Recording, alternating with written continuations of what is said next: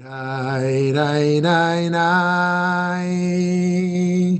In a nai, nai, nai, nai, na, na, nai, na. Hiri, nai, nai, nai, nai, nai, na. Hi, nai, na, nai, nai, na, na, nai, na. Hiri, na, nai, nai, nai, nai, na, nai, na.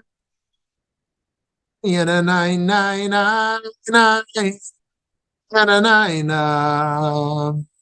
hit nine nine nine nine yana nine hit nine nine nine nine yana nine. Shalom, shalom, wonderful friends. Thank you so much for being here. I am so excited for this session with you, and good to see a few friends back who couldn't make it last week. And this issue is very close to my heart. I have spent many years thinking about the psychological issue or field of moral development and its fascinating history. And I think it's one of the greatest contribution that religions can make is when they are focused upon the moral development of the individual, I believe. And so I'm very excited for this session with you. And I want to start with a poll question, as usual. I can't remember if we have one or two. I think one. How do most adults make their moral decisions? Option one, fear of punishment and hope for rewards. Option two, conforming with laws and social norms. Option three, conscience. Now, I'm not asking what we should do or what you do, saying how do you think most adults in the world make their moral decisions? Fear of punishment and hope for rewards, conforming with laws and social norms, or conscience? Wow, very interesting.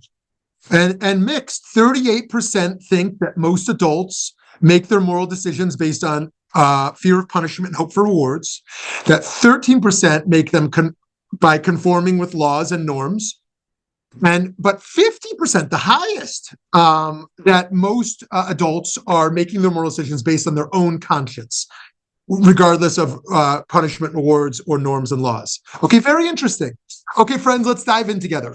For the past several explorations together, we focused our attention on behaviorist psychology, where the focus of study is centered around observable behaviors as the primary unit of analysis.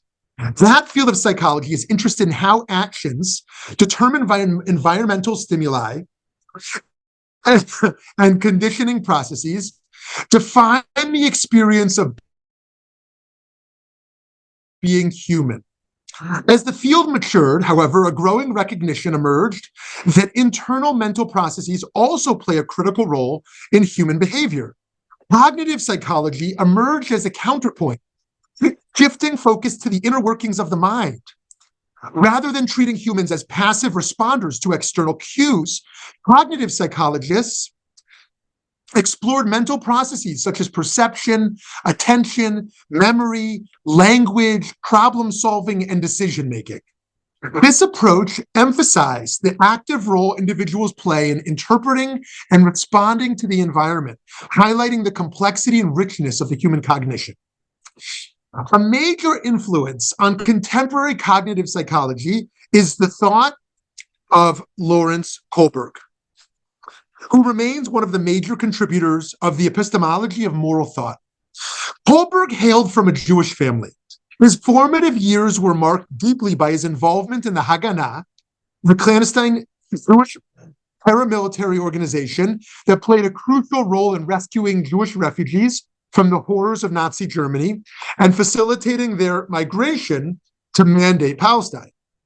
This firsthand exposure to the calamitous consequences of prejudice and the heroic efforts to counter it undoubtedly shaped Kohlberg's evolving moral compass. While his experiences in the Haganah were instrumental in fostering his sense of justice and compassion, it's essential to understand that Kohlberg did not pursue a career in Israeli politics or in the military. Instead, his philosophical journeys led him to a different form of engagement, a brief stint on a kibbutz, similar to Bernie Sanders, perhaps with a slightly different influence. A collective agricultural settlement provided him with a unique opportunity to immerse himself in a communal lifestyle characterized by egalitarian principles, shared resources, and communal destiny. This experience further enriched his understanding of human cooperation, social ethics, and the complexities of moral decision-making.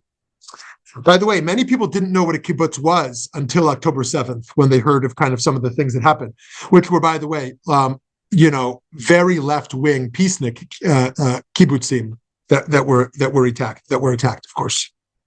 After returning to the United States, Kohlberg attended the University of Chicago, where he began to study psychology formally. During this period, his academic work was significantly shaped by the work of Jean Piaget, who we'll come to later. This picture you see is Piaget. Piaget's research, which delved into how children think, learn, and understand the world around them, inspired Kohlberg and made him think deeply about the stages of cognitive development that children go through.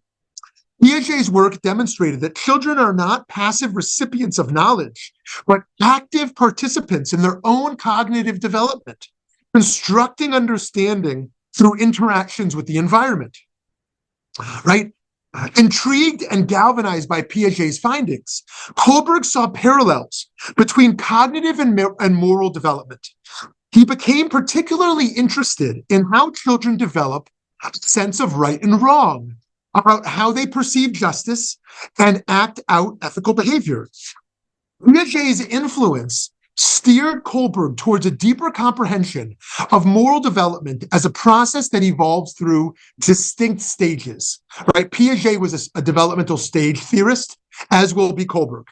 This approach led Kohlberg to explore beyond the confines of traditional behaviorism, which predominantly focused on observable behaviors and the effects of rewards and punishments. In 1968, Kohlberg became a full-time professor at Harvard University. From his study of Piaget, Kohlberg developed his hierarchy of moral development, which became known as Kohlberg's stages of moral development. The stages delineate the evolution of moral reasoning through three main levels, each comprising 2 stages each. First, the pre-conventional level. In the pre-conventional level, there's 2 stages. Stage 1, obedience and punishment orientation. Moral reasoning is based on establishing a respect for authority and avoiding punishment. I think of much of my youth being like this, right? When I got candy, I did what I was told, right? When I was threatened to go to my room, I stopped doing the thing I was told not to do, right? Stage 2, individualism and exchange. Actions are guided by self-interest still and reciprocal benefit, with a recognition that others have different needs and perspectives. So slightly beyond this first stage of M&Ms or go to your room, right? There's some sense of reciprocity, right? I see your interests and I'm gonna meet your interests because you're gonna meet my interests. I'll scratch your back, you scratch my back, right? Unfortunately, a lot of people think of politics like this today too. Like, I'm going to vote for people who do the things that I need. Give me the things that I need.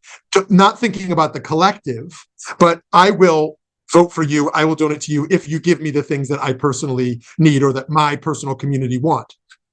Okay, now we move to the conventional level. Stage 3, good interpersonal relationships. Moral reasoning centers on social approval by following the norms of society and maintaining good relationships. Actions are judged by the desire to please others. Okay, so here, slightly more evolved in Kohlberg's thought. I don't just want my M&Ms, right? I don't just want reciprocity. What I want is to have nice relationships, right? I want to get along with people. And so I'm going to do things that make people approve of me, right? And so that we can have warm relations. Just beyond that, for Kohlberg, is maintaining social order. Morality is viewed in terms of societal norms, and an emphasis is on obeying laws and fulfilling duties to maintain social order. So here, the best thing you could do is be the teacher's pet. The best thing you could do is be a law-abiding citizen. The best thing you could do is follow the rules. Now, we teach our kids to be rule followers, and sometimes we make that the pinnacle of what it means to be a good child, right? They follow the rules. They do what mommy and daddy say, right? But we also know if you lived in the, prior to 50 years ago in America, that, well, I mean, there's still unjust laws, of course, right? But if you knew, like when there were racial segregation laws, or Jim Crow laws and the like, right? That if the best thing you could do is follow the law, then you were still acting immorally. Or if the best thing you could do as a German Nazi was follow the laws of Germany, right? You're acting immorally, right? And so on. And so just following the law is not enough to be a moral person, Kohlberg says. So then we move to post-conventional level. Stage 5 is the social contract and individual rights. Moral reasoning involves valuing individual rights and the principles of justice, while also recognizing that laws are social contracts that should promote the greatest good. Okay, very interesting. So here we see someone has principles, and one's principles of justice and of rights goes beyond just what some of those formal rules might entail, right? Well, and then lastly, in stage 6, these universal principles where actions are based on abstract reasoning and the inherent value of all human beings, guided by internal moral principles that transcend laws. This is what Kohlberg would understand as being a person of conscience.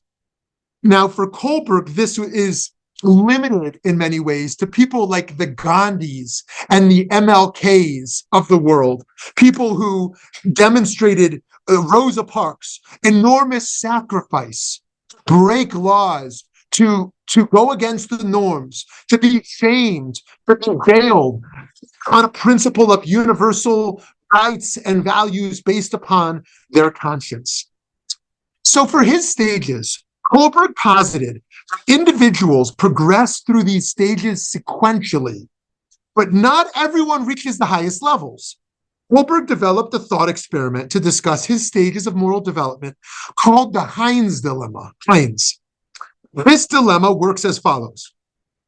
It presents a challenging ethical scenario about a man named Heinz, whose wife is fatally ill. Heinz must decide whether to steal an exorbitantly priced life-saving drug. Unable to afford the medication, Heinz faces an impossible choice between obeying the law or saving his wife's life.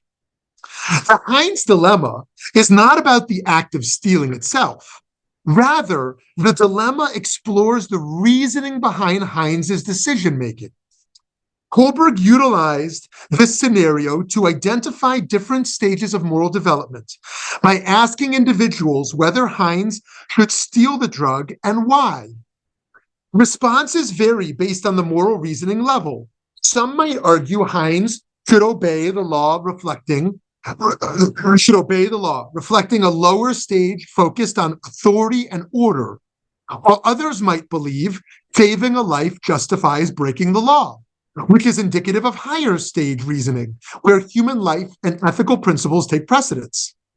The dilemma highlights the complexity of moral reasoning and the various factors that influence one's ethical choices in the real world. Now, again, what's crucial for Kohlberg here in scoring this is not the choice that one makes, the reasoning they give for their choice. Right?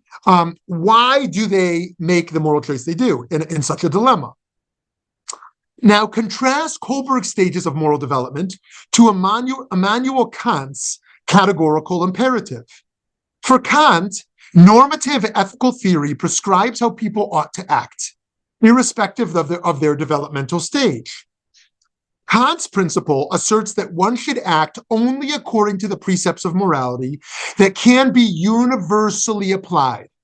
For example, one should never cut in line, because if everybody cut in line, social order would collapse. I don't care what your reasoning is, never cut in line. I don't care what your reasoning is for lying, never lie. Because if everybody lied, we'd have a lot of problems. Kant's ethics emphasize rationality, duty, and the shared structure of moral laws. His approach is deontological, which means the morality of an action is judged by adherence to rules or duties rather than any consequences. Kohlberg, on the other hand, was concerned with how moral understanding develops, highlighting the psychological process and different levels of sophistication in ethical thinking.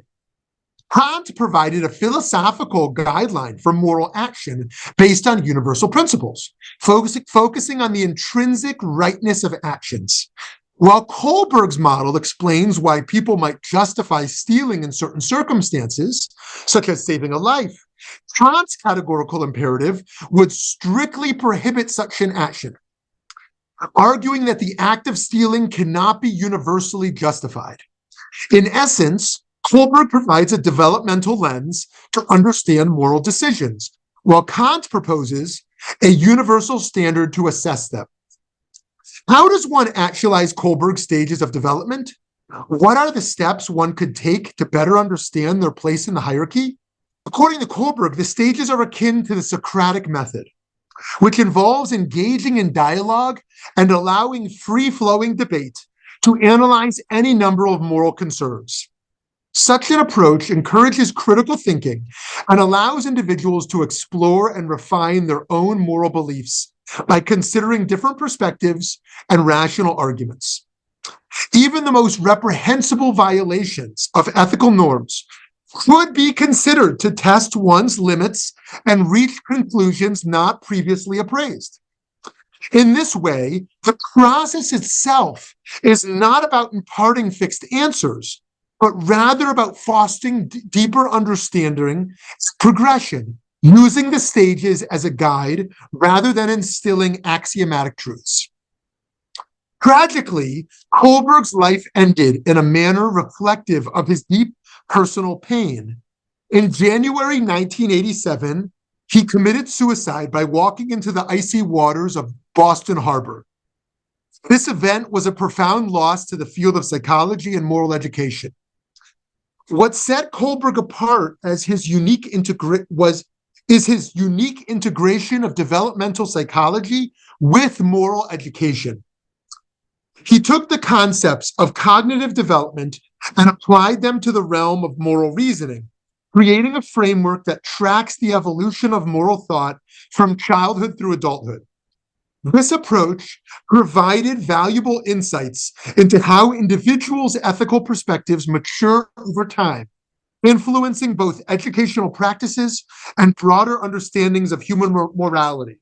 His work underscored the importance of nurturing moral reason through education rather than merely teaching ethical rules. Now, I want to highlight the opposition. What the opposition was. Well, there were really two. The main opposition was what you call the bag of virtues approach. The bag of virtues said, here's what it means to be a good person, and let's tell the kids to be like that. You should be mensch. You should be honest. You should not steal. Here's the rules and principles you should live by, and tell the kids that. Kohlberg said that doesn't work. You don't want to just teach rules. You don't want to just give virtues out. Right? You actually want to foster reasoning. Now, Kohlberg ultimately lost.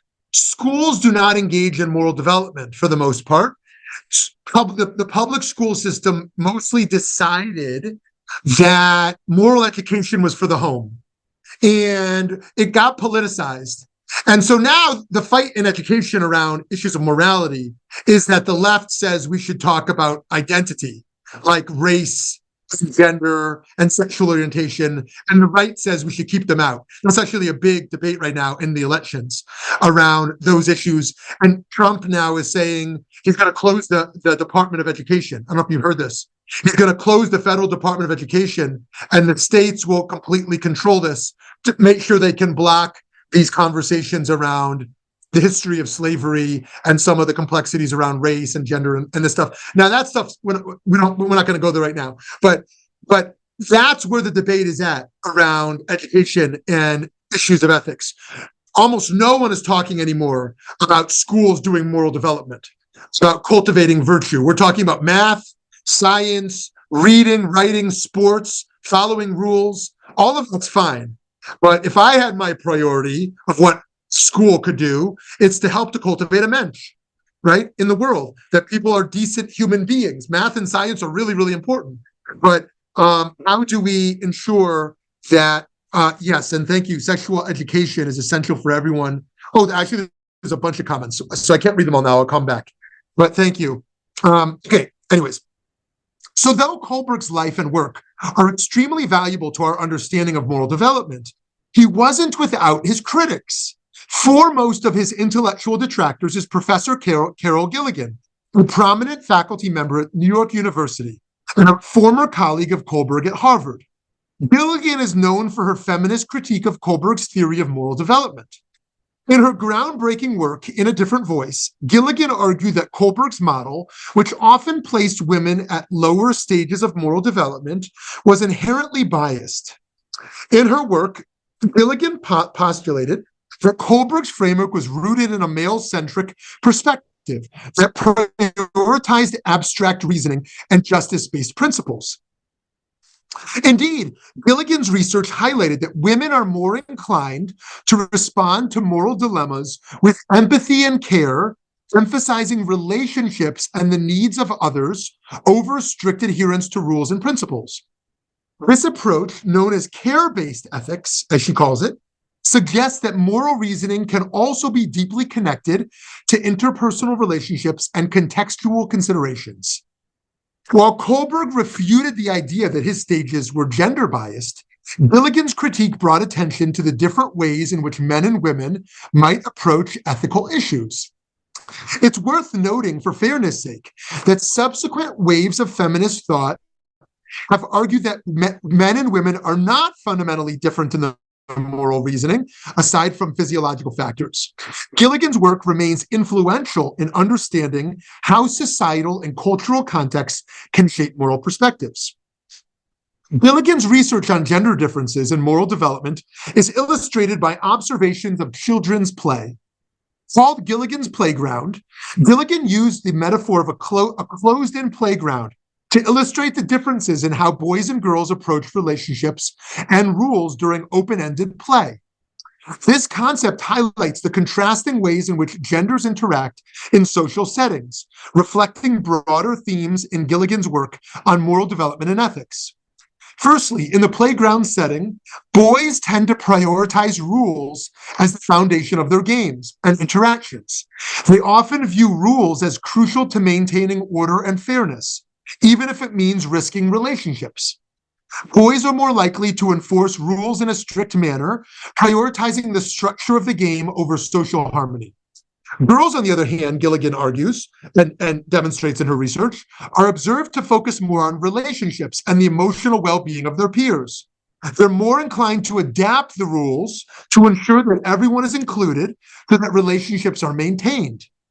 For girls, the social dynamics and connections between players take precedence over rigid adherence to rules. Such observations tie into Gilligan's broader argument that traditional moral development theories like Kohlberg's overlook the importance of care and relational ethics, which are more prominently displayed in female moral reasoning. Gilligan's Playground serves as a practical example of her critique, illustrating how moral reasoning can be deeply influenced by a concern for care and empathy in relationships, as opposed to abstract principles and edicts. So friends, let me just pause there before I move to the Jewish side of this, to hash this out a little bit more. So Gilligan, as a student at Harvard of Kohlberg, looks at his results and she says, why are men scoring higher than women? It simply can't be that men are more morally enlightened than women. There must be a bias in this, in these stages. And it seems that you're prioritizing principles, right? Now, principles and conscience sound great, but it turns out that the girls and women I'm studying are prioritizing relationships over principles and conscience. And so the men are going to adhere to principles and are willing for relationships to dissolve over those principles. The women are going to adapt their principles to maintain family, community, friendships, she wants to suggest, And as it shows with boys and girls, the boys will quit the basketball game to honor the rules. The girls will change the rules to keep the game going, he says. Now, for some of you, this might sound amazing. This might sound, yay, care-based ethics. I think that her approach to care-based ethics really speak to me, and clearly there's a bias in Kohlberg's approach.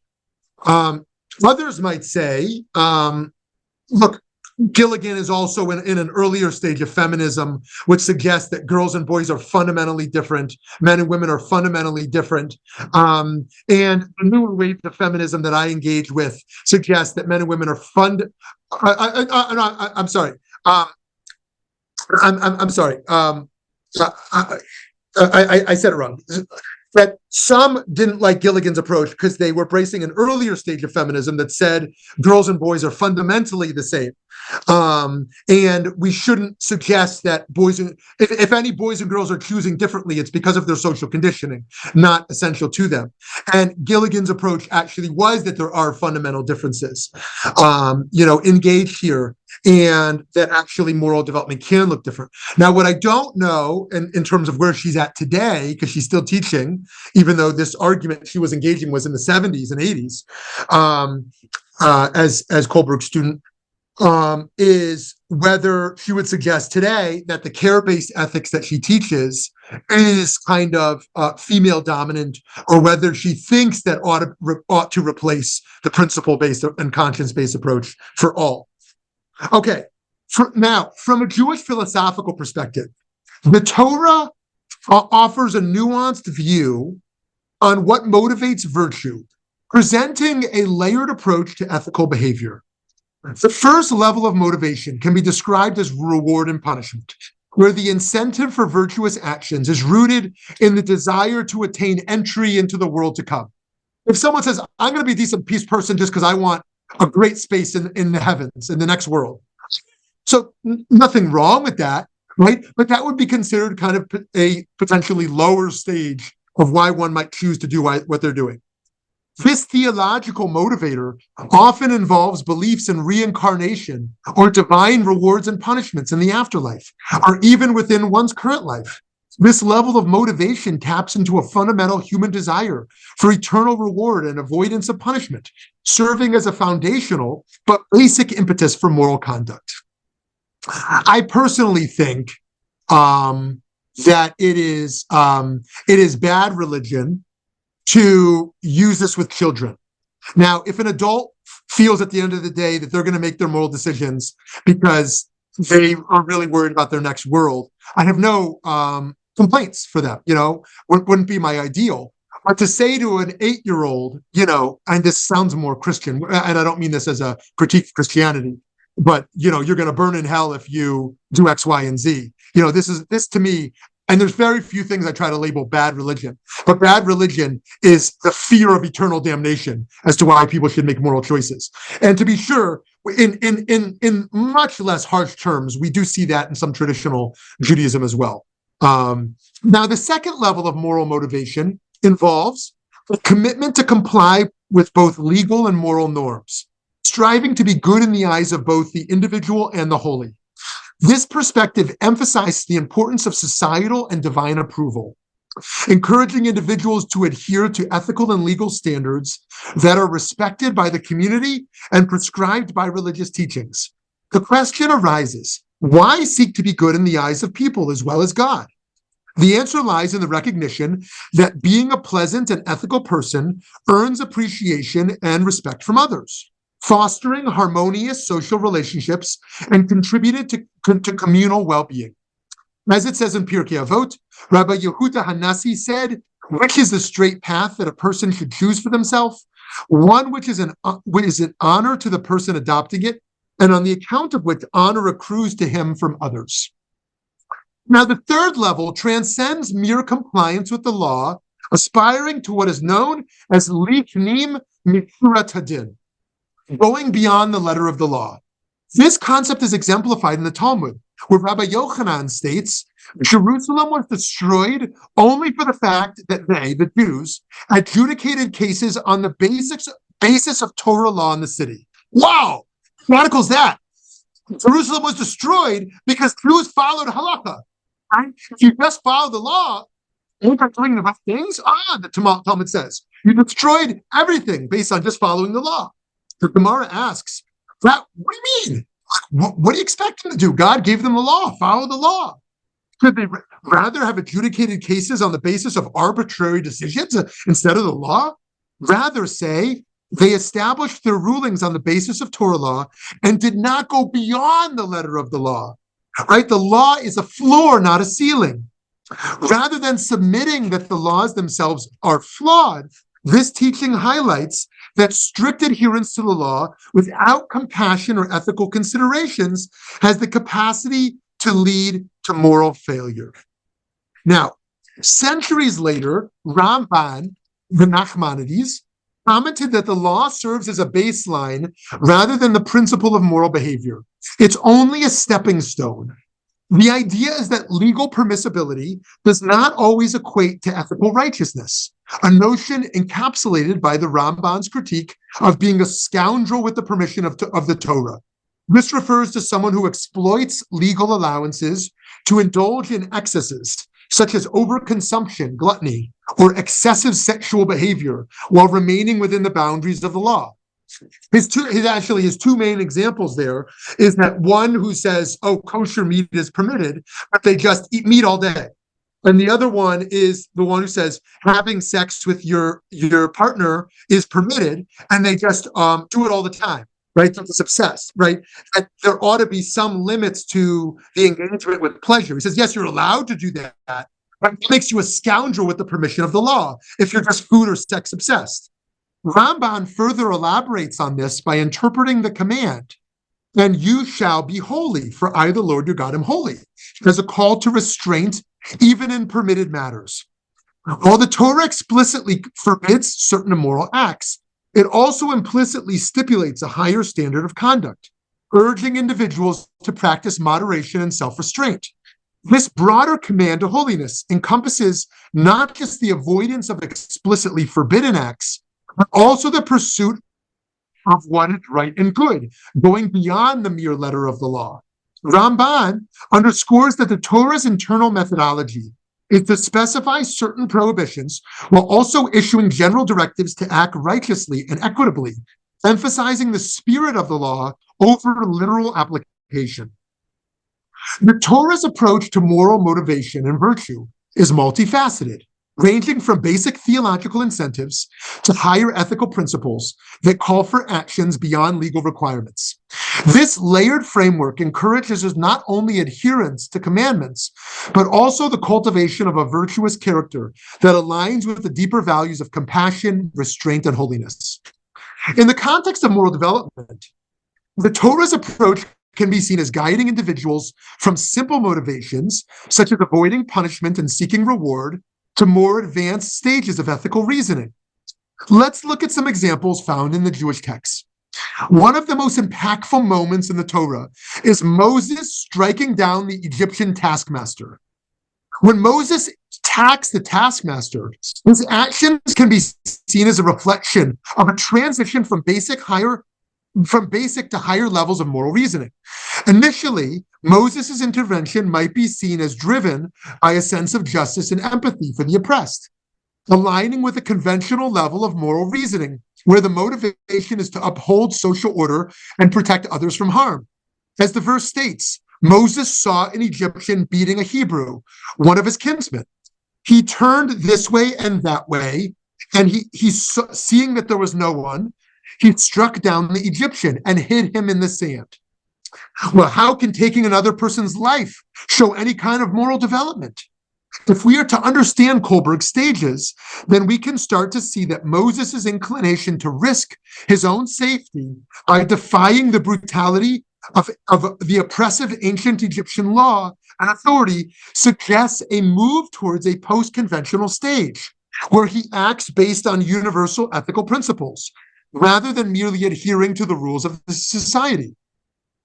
His resolution to prioritize the life and dignity of the Hebrew slave over the legal and societal norms of Egypt manifests a deep devotion to justice that transcends conventional morality.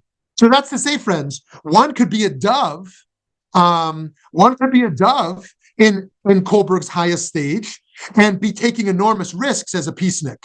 One could also be a hawk or engage in warfare in a very aggressive way and be in Kohlberg's highest stage, right? Because one is taking enormous risk, like Moses, to risk their life based upon a higher calling.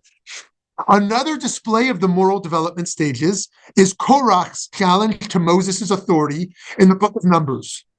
Korach's rebellion can be viewed through the lens of moral reasoning as well, because Korach's actions might appear to be motivated by a higher principle. Indeed, when Korach challenges Moses' leadership of the Hebrews during their journey to the Promised Land, what are we seeing him to do? Korach challenges authority and advocates for equality, which potentially corresponds to a higher stage of moral development. But a closer examination of the episode reveals, however, that Korach's motivations are self-serving and not grounded in a genuine concern for justice or the well-being of the larger community. This attitude of selfishness reflects a lower level of moral reasoning, possibly even at a pre-conventional stage, where actions are driven by personal gain rather than adherence to ethical principles. The verse highlights Korach's mutiny. They, Korach and his followers, combined with Moses and Aaron, and said to them, "You've gone too far. For all the community are holy, all of them, and God in their midst. Why then do you raise yourselves above God's congregation?" Korach's failure to express and understand the virtues of humility and integrity, as highlighted by his ultimate downfall, accentuates the importance of genuine moral reasoning over actions that only appear virtuous. Now, many people know about the contrast between the great sages Hillel and Shammai.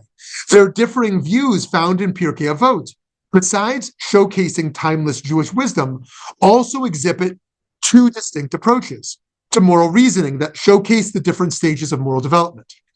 Hillel is known for a leadership style characterized by patience, a commitment to peace, and most importantly, humility. Due to these attributes, Hillel can often take a more compassionate approach to the interpretation of Jewish law. His sensibility then aligns with a higher stage of moral reasoning, where actions are guided by an intrinsic sense of what is right and a desire to uphold harmony within the community. Hillel's great rival, Shammai, is known for his stricter, more rigorous approach to applying Jewish values, which, while grounded in a strong commitment to the law, sometimes reflect a more conventional level of moral reasoning focused on upholding strict rules and standards. This verse in Pirkei Avot demonstrates Hillel's ethos. Be of the disciples of Aaron, loving peace and pursuing peace, loving mankind and drawing them close to the Torah. His teaching emphasizes Hillel's focus on a broader and more inclusive approach to leadership. Shammai subscribes to a different set of priorities, he is recorded saying, "Make your study of the Torah a fixed practice. Speak little, but do much, and receive all men with a pleasant countenance." So while Shammai advocates for conscientiousness and rigor in Torah study, his approach often stresses a strict adherence to the law, which can be seen as reflecting a more conventional level of moral reasoning, where the emphasis is on maintaining order and discipline. Now, of course, the celebrated debates between Hillel and Shammai are often cited as examples of disputes for the sake of heaven. Their disagreements, though numerous and oftentimes intense, were always rooted in a sincere desire to discern the truth and apply the Torah in the most meaningful way, connected by true ethical considerations and a commitment to moral principles. Now, at the foundational level, individuals may adhere closely to the commandments to avoid divine punishment and gain reward, like acting out of self-interest. As people grow in their knowledge of Torah and other ethical obligations, their motivation aligns with seeking to be good in the eyes of both God and broader society. Here, compliance with legal and moral standards reflects a desire for social approval and maintaining societal order. But the Torah urges an even more advanced level of moral reasoning, where actions are inspired by precepts that transcend normative social cues and legal obligations, embracing the concept of going beyond the letter of the law. At this stage, individuals act out of a deeply internalized sense of social justice and compassion for the vulnerable, driven by an understanding that the intrinsic value of all human beings is infinite and modeled on the image of the divine. For example, what is holier? Someone who meticulously follows the mitzvot, yet defrauds the government for financial gain, or someone who ignores the sanctity of Shabbat, but regularly donates to charity. Which is more righteous? This question underscores the importance of looking beyond mere compliance with the law to the underlying intent and ethical behavior that reflect a truly virtuous character. Even though traditional Jewish thought rejects picking and choosing mitzvot at will, this example illustrates the complexity of navigating the world in a way that is more just and virtuous. Friends, I'm sorry this went so long. To move towards a conclusion, on a personal level, I've experienced the power and responsibility and moral development through the act of civil disobedience. When I was arrested alongside my teacher and mentor, Rabbi Avi Weiss here, a prominent and notable leader in modern Orthodox Judaism, whose career is deeply rooted in acts of civil disobedience, motivated by higher moral principles. Indeed, Rav Avi's dedication to justice and his willingness to challenge unjust systems through nonviolent resistance, even if it means being arrested or harassed, has long been a source of inspiration for me. This experience of standing with Rabbi Weiss was further enriched by my engagement with Reverend Dr. William Barber, who was here in town just a few years ago, during a march, reinforcing the importance of solidarity in the fight for justice. Both Rabbi Weiss and Reverend Dr. Barber, in very different ways, who's known for his work to uplift vulnerable communities, especially communities of color, exemplify a moral courage desperately needed in contemporary times to confront widespread societal wrongs. Their leadership has deeply influenced my own commitment to civil disobedience as a means to actualize meaningful change whenever I see injustices or cruelty in my own community. To conclude, it's vital for all of us, no matter how attuned we are to the problems of facing the world, to seek the highest echelons of a life suffused in goodness. Seeking the Torah's model of moral development fosters adherence to commandments and also encourages the evolution of an ethical consciousness that aspires to the highest standards of righteousness and empathy, guiding individuals towards a more profound and holistic understanding of merit in a convoluted world. Friends, thank you for sticking with me in all of that. And I'm going to just take a moment and read through some of your great comments over here. Okay. Very interesting. Okay. Love that. Okay, I want to open up the conversation here.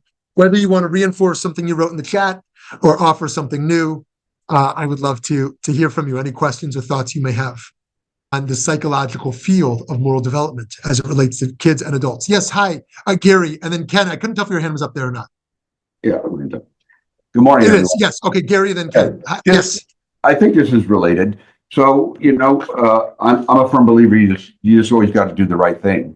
But when we know that halakha is religious law, but societal law went into societal law too. So in the situation, if we're always making exceptions based upon the two Pirkei Avot that you mentioned, how do we deal with where exceptions always become the norm and not the law? Does that make sense what I'm asking? I want to make sure I understand, Gary. When you give me an example of something where you think there might be a problem of an exception becoming the norm. Well, it doesn't have to be in societal law and not necessarily halakha, but I equate them pretty much the same. Somebody breaks the law and and the rule says this is your punishment, but it's an exception to the rule, what you did, like the example that you gave about stealing the drugs, and so he doesn't have to be punished, so to speak, because he's let off. So that's what I'm going. So if we always have to do the right thing, then does the law become fair? Because there's always more exceptions to the rule. You always can find an exception for someone who didn't have to follow the rule. Right. Yeah, that is You such a understand? great question. Yeah, no, I totally get what you're saying now. And I'm going to leave that for the group to think about, because I think it's a really profound question of how do we value the integrity of law as a society and maintain it when we already kind of know the need for some of these exceptions, and when those exceptions are embraced, what happens to our moral and social norms. Now, take an obvious the obvious cases we all accept of, the 1960s sit-ins and cafes or the like, right? Or things like that feel so obvious. But then there's a bunch of gray areas today, where some really hard questions are asked. And I invite people to engage with Gary's very thought-provoking question. Thank you, Gary. Over to Ken, and then Aglaya, and then Nicole. Hi, Ken. Okay. I think it's very hard to say that there really is a obvious moral hierarchy. I mean, even going back to the example of the stealing of drugs. If the husband steals the drugs for his wife, is he stealing them from somebody else who needed them even more? I mean, how do we know what the loss is on the other side? And while we try, at least in American law, to through having trials and having judges make judgments to make exceptions, so we try and say, well, perhaps his motivation was such, or his background was such, that we should lessen the punishment, not punish him to the full extent of the law, because he thought he had a good moral reasoning for doing this, but he still deserves some punishment because, after all, we have a limited amount of this drug. That's why it's so expensive. And somebody else would have used it otherwise, who may or may not have needed even more than his wife, or may have had a better outcome than his wife. And I think it's generally the case, in trying to figure out, one always has to go deeper in deciding what is the most preferred moral outcome. That it's very hard to say what really is the most advanced stage of moral behavior. Beautiful, Ken. Thank you so much for sharing that. Because yes, while it would certainly be a mitigating factor in a court of law, such motives, that exactly an argument like you made, according to Kohlberg, would be on the higher stage.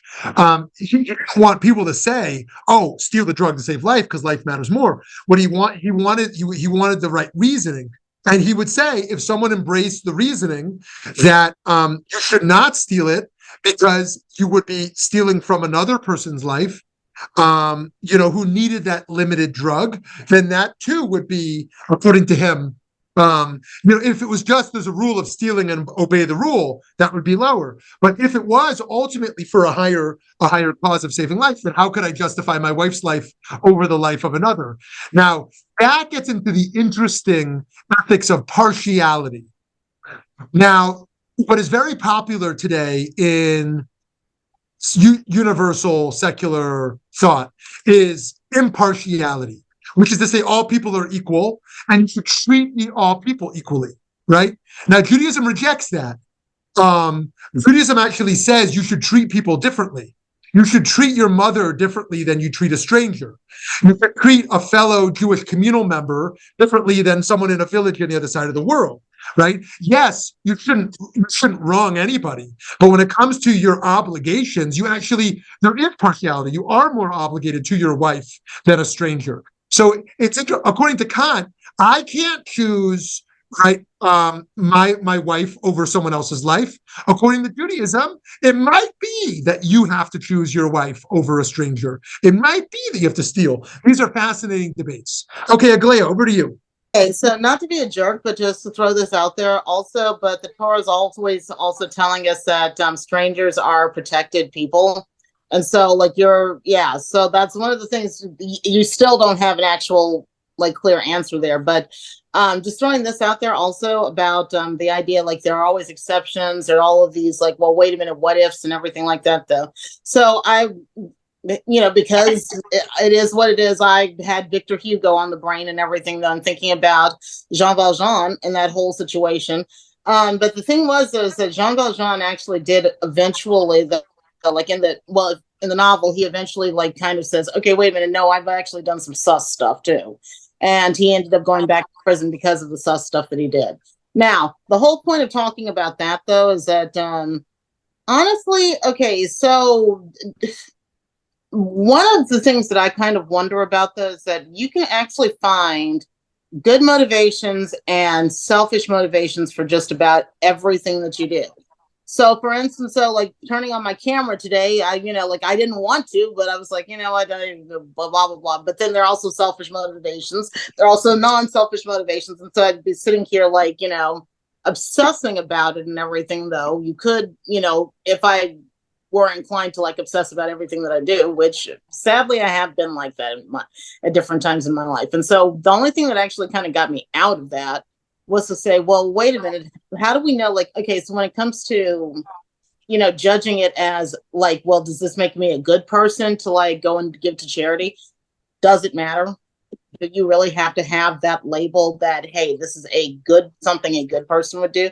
Or could you just like let go of it? And the only thing that actually was helping me was to just let go of I'm a good person, which now I just tell people that's the ultimate participation trophy anyway, because everybody claims that they're a good person. So I kind of just question the idea of, well, we are sitting here talking about like, okay, so, well, what are the reasonings behind your moral development? Why did you choose this? Why did you do, and all that other stuff though. But some of these questions, I'm like, they matter, but I'm not sure that the answers that we're trying to get are actually going to be helpful. So maybe we need to look for different answers. Okay, awesome. Aglaia, thank you so much. I want to just briefly reflect on three of your great points. The Torah's obsession with the stranger. So I want to remind us that in ancient Near East, the other codes of law and ethics of the ancient Near East, where the Torah emerges from, they also care about the vulnerable.